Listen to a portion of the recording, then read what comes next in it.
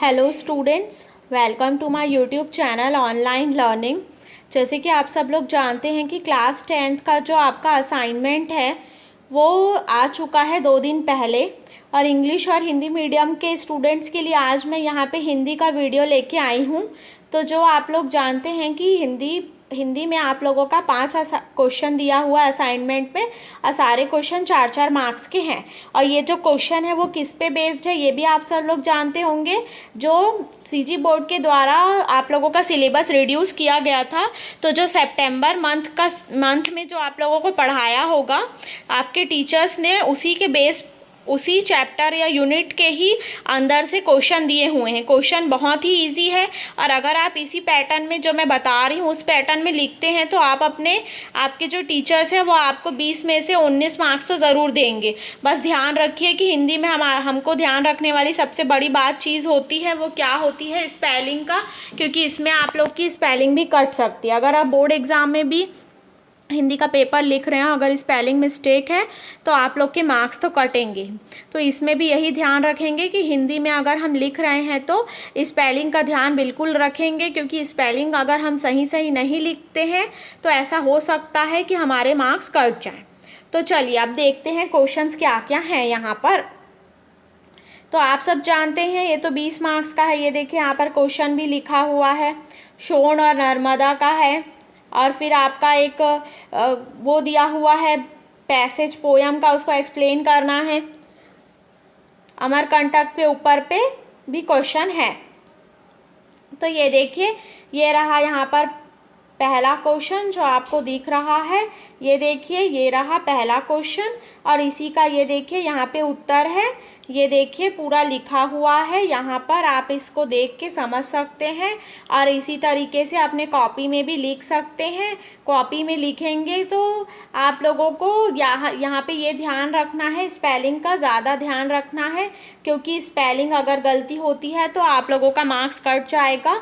तो ये हमने पहला क्वेश्चन यहाँ पर देख लिया। तो इसमें एक और चीज़ का ध्यान रखेंगे, जब आप लिख रहे हैं तो दूर दूर लिखें, थोड़ा एकदम चिपका के ना लिखें तो ज़्यादा बेटर रहेगा। और अगर आप इसमें लिख रहे हैं तो सिर्फ आंसर ही लिखिए, आंसर 1 ऐसे करके क्वेश्चन लिखने की ज़रूरत नहीं है। तो ये देखिए अब यहाँ पे दूसरा क्वेश्चन हम देख लेते हैं। तो देखिए दूसरा क्वेश्चन भी यहाँ पर लिखा हुआ है, ये आप लोगों का, ये देखिए यहाँ पर ये क्वेश्चन नंबर 2 दिख रहा है। और इसमें हमें उत्तर को भी हम देख लेते हैं। देखिए तो उत्तर ये रहा, यहाँ पर दिख रहा है। बहुत ही छोटा क्वेश्चन है आप लोगों का, और आंसर भी बहुत छोटे हैं, क्योंकि आप लोग अभी 10th क्लास में हैं तो आप लोगों को कोई वर्ड लिमिट नहीं दी गई है, इसीलिए इसको ऐसे ही लिखना है। तो ये देखा आपने यहाँ पे आंसर, तो ध्यान रखिए इस मात्राओं में गलती ना करें, क्योंकि आपको देख के ही सिर्फ लिखना है, और इसको लिखने से आपका 4 में 4 मार्क्स भी मिल सकते हैं। बस आप मात्रा की गलती ना करें। तो देखिए इस तरीके से अब हम यहाँ पे प्रश्न नंबर 3 को देख लेते हैं। ये देखिए प्रश्न नंबर 3 लिखा हुआ है, तो आप यहाँ पे उत्तर को उत्तर देखिए यहाँ पर लिखा हुआ है। ठीक है, आप लोगों का यहाँ पर उत्तर भी लिखा हुआ है, देख सकते हैं आप लोग का। शायद क्वेश्चन में यहाँ वर्ड लिमिट दिया हुआ है। हाँ वर्ड लिमिट दिया है, सॉरी मैं देखना भूल गई थी। तो इसीलिए हमने वर्ड लिमिट को ध्यान में रखते हुए ही क्वेश्चन को लिखा है, क्योंकि वर्ड लिमिट के ऊपर ही मार्क्स है। मैं यहाँ पे देखना भूल गई थी, थोड़ा सा भूल गई थी, इसीलिए मैं नहीं बता पाई। यहाँ पर आप ये देखिए नीचे जाएंगे तो आपको पता चलेगा। तो चलिए हम प्रश्न नंबर 3 में थे, तो प्रश्न नंबर 3 में हम देख लेते हैं। ये हमारा प्रश्न है, और फिर यहाँ पे हमारा ये उत्तर दिया हुआ है, ये देखिए। तो इस उत्तर को भी हम क्या करेंगे, हम ना अपने कॉपी में इसी तरीके से लिख लेंगे, क्योंकि कॉपी में ही हमें लिख के जमा करना है, और हम सिर्फ आंसर लिखें तो ज़्यादा बेटर रहेगा। और ध्यान रखिए अगर जब आप आंसर लिख रहे हैं तो थोड़ा दूर में लिखें। और ये तो एक जो आपके रजिस्टर का बीच पेज है उसमें पूरे में ये 5 क्वेश्चन ईजिली आ सकता है, बस अपने रिस्पेक्टिव टीचर को आपको जमा करना है। तो ये रहा आंसर नंबर 3, आपने यहाँ पे देख लिया। यहाँ पे इस उत्तर को हटा देंगे तो ये देखिए देखा। फिर क्वेश्चन नंबर 4 में देखिए यहाँ पे क्या लिखा है, हम एक बार प्रश्न देख लेते हैं। अमरकंटक ने नर्मदा को जन्म देकर भारत को वरदान दिया है, ऐसा क्यों कहा गया है? कोई 4 तर्क देकर अपना विचार लिखिए। तो हम यहाँ पर देखेंगे, ये देखिए, देख सकते हैं यहाँ पर, देखिए अमरकंटक से निकली नदी नर्मदा नदी मध्य भारत की सबसे बड़ी नदी है। इसके किनारे आम, जामुन और सरई के पेड़ है। ऋषि मुनियों की तपोभूमि है। नर्मदा के उद्गम से महीनों तक परिक्रमा की जा सकती है। मध्य भारत से गुजरात तक कृषि और उद्योगों का यह आधार है।